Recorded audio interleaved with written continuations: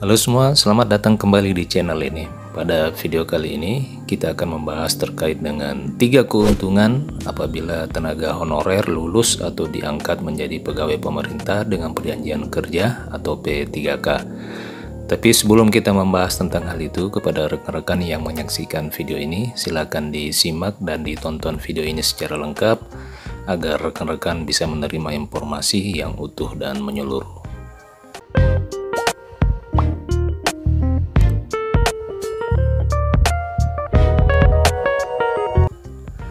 Rekan-rekan sekalian, seperti diketahui bersama bahwa pada saat ini pemerintah mengeluarkan beberapa kebijakan terkait dalam penanganan tenaga honorer dan non aparatur sipil negara.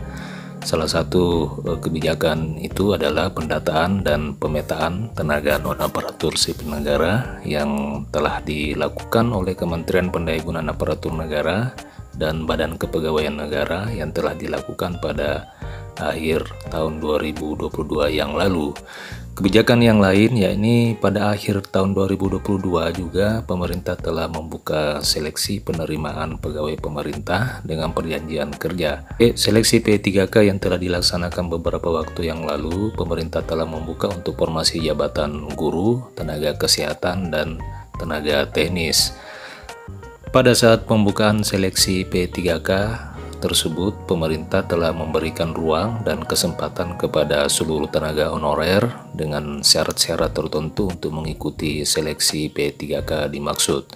Nah, rekan-rekan sekalian, khususnya kepada para rekan-rekan tenaga honorer, rekan-rekan perlu mengetahui beberapa keuntungan dan kelebihan apabila rekan-rekan bisa lulus atau diangkat menjadi pegawai pemerintah dengan perjanjian kerja.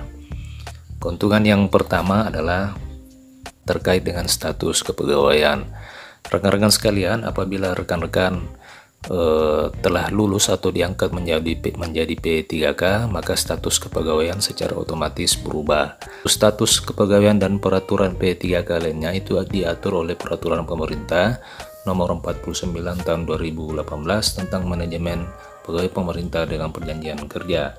Di bagian kedua pasal 37 disebutkan terkait dengan masa perjanjian kerja. Di ayat 1, masa hubungan perjanjian kerja bagi P3K paling singkat 1 tahun dan dapat diperpanjang sesuai kebutuhan berdasarkan penilaian kinerja. Kemudian hubungan perjanjian kerja sebagaimana dimaksud tersebut didasarkan pada pencapaian kinerja, kesesuaian kompetensi dan kebutuhan instansi setelah mendapat persetujuan pejabat pembina kepegawaian. Rekan-rekan sekalian, untuk masa perpanjangan hubungan perjanjian kerja bagi P3K yang menduduki jabatan utama dan jabatan madya tertentu paling lama 5 tahun. Ketentuan lebih lanjut mengenai masa hubungan perjanjian kerja bagi P3K diatur dengan peraturan menteri.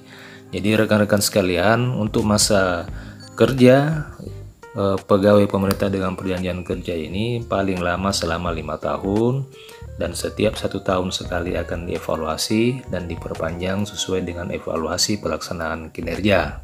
Keuntungan yang kedua adalah rekan-rekan bisa menerima gaji P3K yang besarannya tentu jauh lebih besar daripada gaji yang rekan-rekan terima sebagai tenaga honorer. Untuk rincian besaran gaji, P3K golongan 1 akan mendapat gaji sebesar 1,7 juta sampai dengan 2,6 juta. Sedangkan untuk golongan 2, 1,9 juta sampai dengan 2,8 juta. Sampai kepada golongan 9, rekan-rekan P3K bisa menerima gaji 2,9 juta sampai dengan 4,8 juta. Besaran gaji ini juga akan dipengaruhi oleh masa kerja dari P3K yang bersangkutan. Keuntungan yang ketiga jika rekan-rekan bisa diterima atau lulus diangkat menjadi P3K adalah rekan-rekan bisa selamat dari status yang tidak jelas. Oleh karena tenaga honorer sampai dengan saat ini belum memiliki kejelasan status, apalagi beberapa waktu yang lalu Kementerian Pendayagunaan Aparatur Negara telah mengeluarkan surat edaran yang menyatakan bahwa masa kerja tenaga honorer hanya sampai dengan tanggal 28 November tahun 2023. Sampai dengan saat ini belum ada kebijakan-kebijakan yang jelas terkait dengan status tenaga honorer dan non-aparatur sipil negara. Meskipun di sisi lain, di Dewan Perwakilan Rakyat Republik Indonesia, rancangan perubahan Undang-Undang Aparatur Sipil Negara telah dibahas. Salah satu poin penting dari rancangan tersebut adalah pengangkatan tenaga honorer menjadi pegawai negeri sipil tanpa tes atau secara langsung dengan syarat-syarat dan kategori tertentu.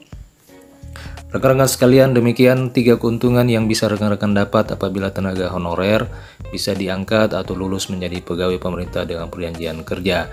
Semoga informasi ini bermanfaat. Sampai jumpa di video selanjutnya.